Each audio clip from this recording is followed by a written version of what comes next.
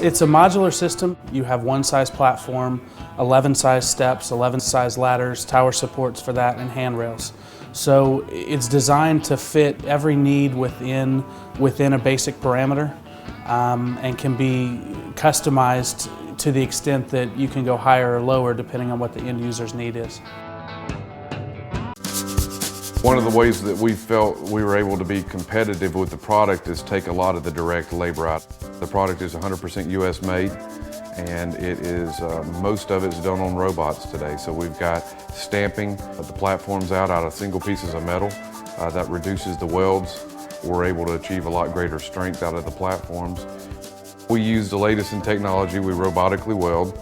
We 6-axis laser cut, and we form metal with stamping presses. So we take what used to be a very time-consuming part of producing the product, and we've taken basically all of that labor out of the product.